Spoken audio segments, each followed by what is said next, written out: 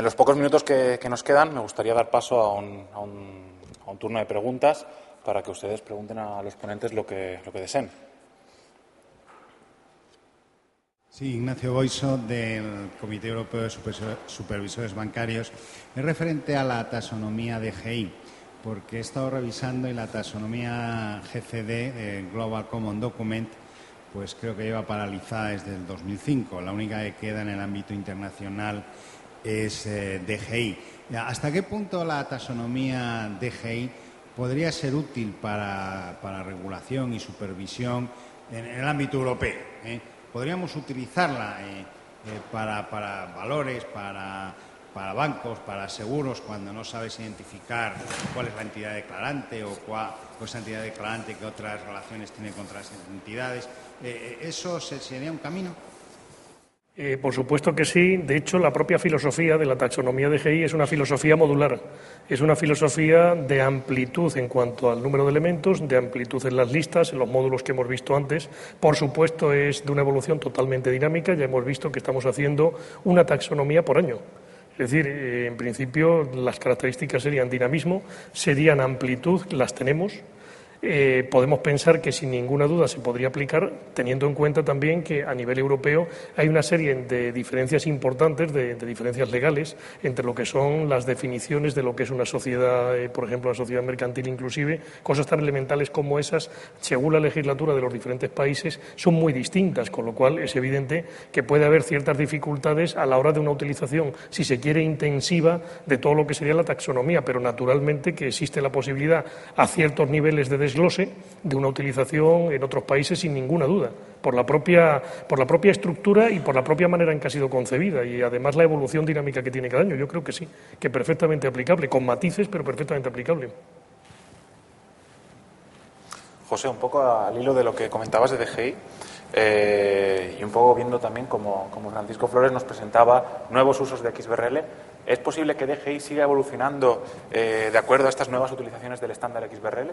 Claro, sí, sin ninguna duda. Ampliando un poco esto, hay que decir que XBRL ha tenido en cuenta una serie de instituciones, Banco de España, CNMV, el INE, una serie de entidades privadas de primer orden como Pricewaterhouse, como los diseminadores de información en el lenguaje europeo, empresas como Informa, por supuesto el Colegio de Registradores que ha presidido el grupo. Es decir, ya tenemos un enfoque amplísimo en cuanto a lo que serían los posibles usos, con unos enfoques que, ya digo, son muy amplios, pero que a veces convergen también en ciertos aspectos. Pero independientemente de eso, la propia filosofía permite un crecimiento y permite una evolución dinámica sin ningún tipo de problema. Muchas gracias. Sí, por favor. Hola.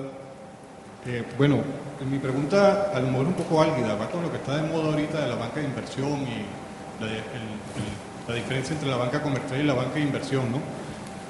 Vemos que el PSG y el RSC y el DGI se enfocan hacia lo que es la economía real, ¿no? Lo que es cuantificable, ¿no? Pero vemos que los excesos en la banca de inversión por la especulación de los activos intangibles, no hay nada que sea un formato estructurado que permita en el tiempo observar el comportamiento histórico de esos activos intangibles de la misma forma como anualmente se entregan las cuentas contables en la banca comercial, en la economía real. No hay nada planteado, no sé, digo por lo que está de moda, para el próximo sábado. Yo mismo. Yo creo que está haciendo referencia la persona que nos pregunta a una situación que es de supervisión y de regulación mucho más propia en el ámbito español, por ejemplo, del Banco de España, que por cierto ha dado algunas lecciones internacionales de cómo se debe supervisar, afortunadamente, y muy agradecidos estamos los españoles y nuestros ahorros al trabajo que ha hecho el Banco de España, muy diferente al que se ha hecho en otros países.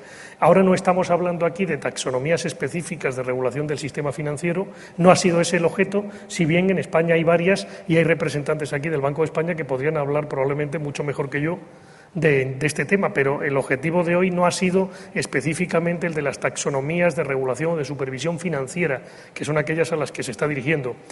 Hablando ya un poco más en términos específicos, en lo que sería la taxonomía DGI, DGI también permite tratamiento de lo que serían datos generales, pero evidentemente no está pensada para supervisar, pero sí para que sea utilizada. Entre los identificadores está, por ejemplo, el identificador de Banco de España en las entidades financieras. Eso está incluido en DGI, por decir algo.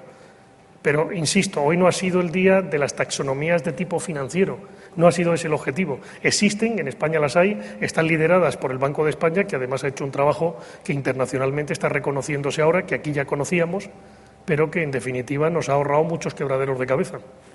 Puede encontrar estas taxonomías en la página web de Banco de España o incluso en la propia página web de la asociación.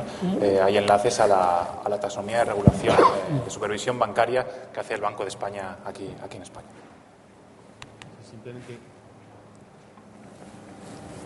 Simplemente quería añadir otra parte de la respuesta a la pregunta que acaban de hacer ahora mismo. Es la primera experiencia que hubo para regular este tipo de información es una taxonomía americana para mutual funds, que fue la primera que tuvo estatus de aprobada, no de acknowledged, no de reconocida, sino de aprobada por XBRL Internacional. Estamos hablando en el año 2005, que fue cuando esta taxonomía se publicó. Entonces sí que existe experiencia internacional, específicamente dedicada a los fondos mutuos, que son ese tipo de activos financieros. Las taxonomías financieras de las que se refieren aquí son más de los balances, cuentas de resultados, etcétera. Sin embargo, para Mutual Funds sí que hay una experiencia específica que se puede seguir y que está en Estados Unidos.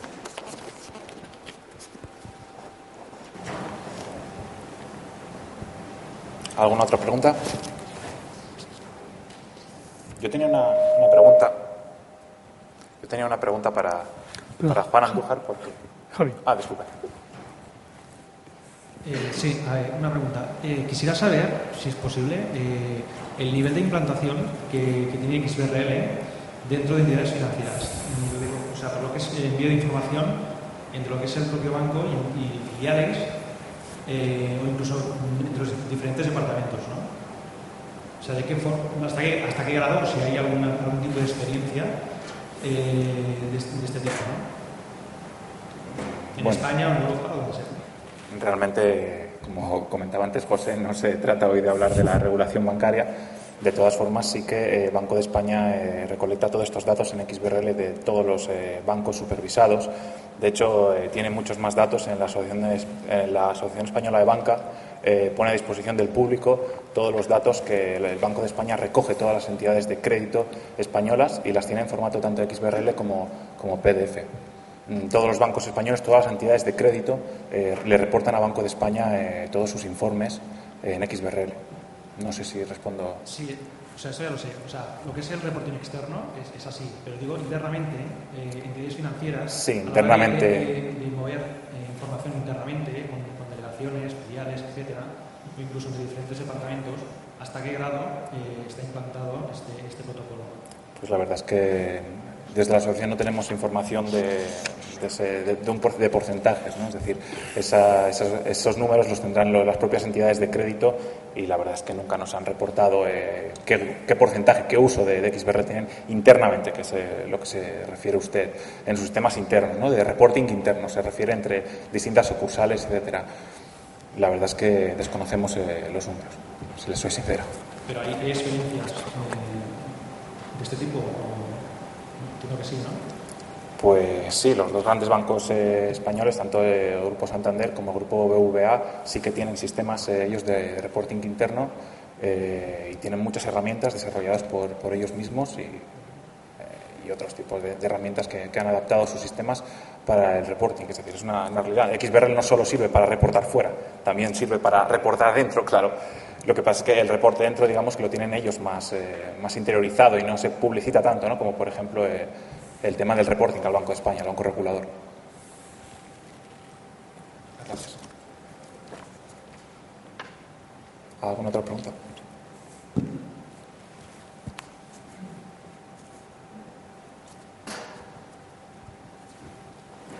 Dos preguntillas muy cortas. En primer lugar, ¿qué problemas se encuentran los registradores? Perdone, ¿podría levantar un poquito más la voz? Sí, mira, Gracias. ¿Qué problemas se han encontrado los registradores para definir un formato en parte XBRL y en parte XML cuando XBRL dispone de mecanismos de extensión que habrían permitido, en principio, hacer todo el depósito en formato XBRL? Y por otra parte, ese formato XBRL que van a empezar a depositar a partir de enero, ¿hasta qué punto va a estar disponible por terceros? a través de la web de registradores?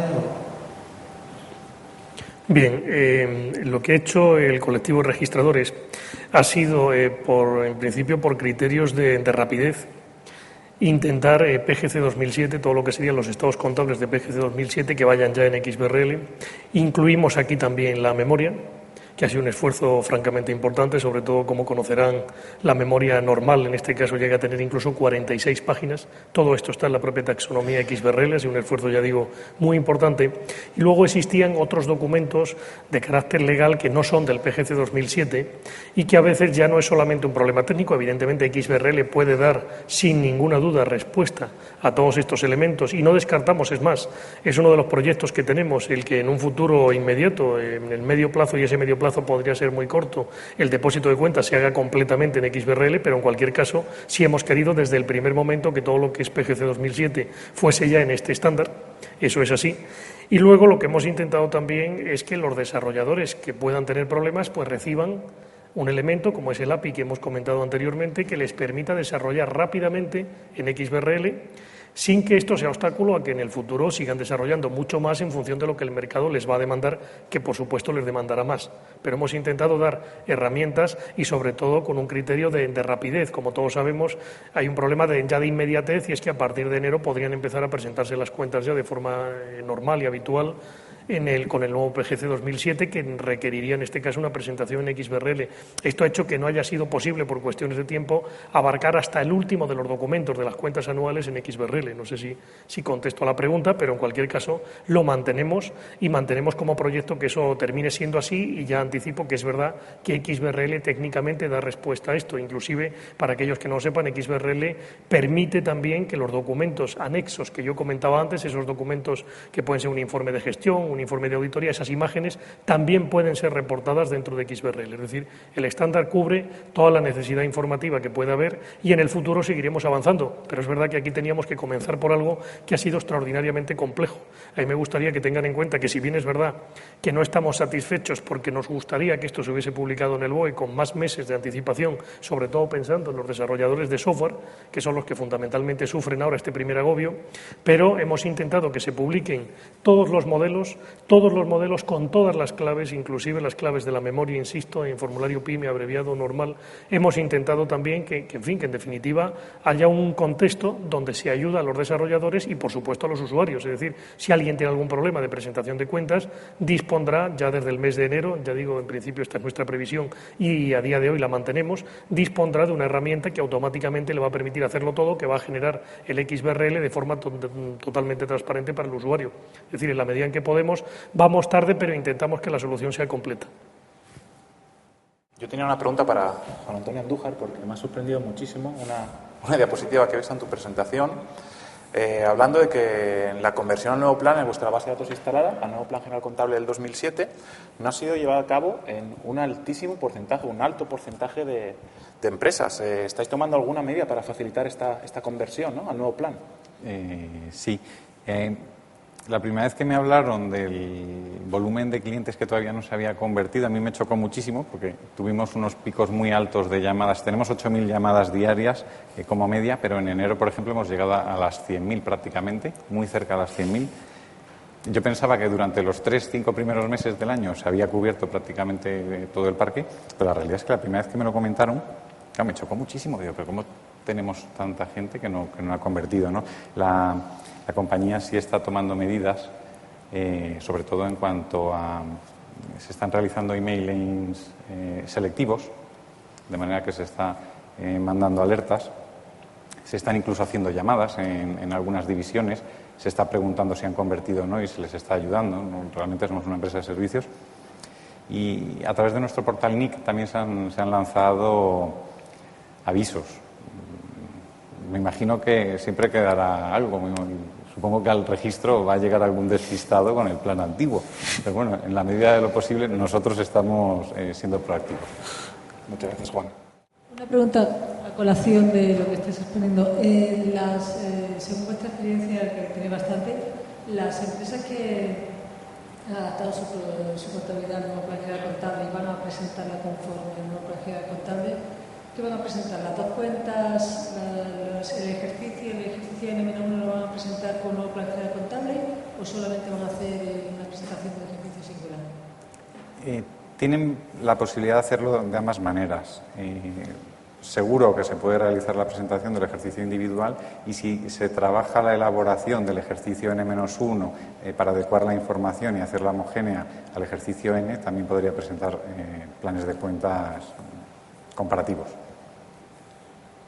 Sí, perdón, abundando sobre eso, hay que tener en cuenta que yo entiendo que cualquier empresa que adapta su contabilidad tiene previamente que haber adaptado el ejercicio N-1 para comenzar la contabilidad del nuevo ejercicio. Eso es. En la práctica ya tiene la información del ejercicio N-1 y la tiene adaptada. Sí, en cuanto a situación, no en cuanto a resultados. Resultados sí hace falta meterle mano. Fran, esta última es para ti.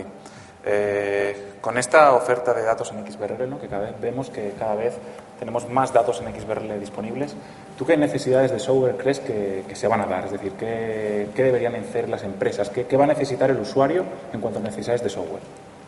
Pues evidentemente lo que tenemos que ser conscientes es que se está en una etapa en la que estamos trabajando desde diversos ámbitos en pro de la oferta. Estamos generando mucha oferta de informes XBRL.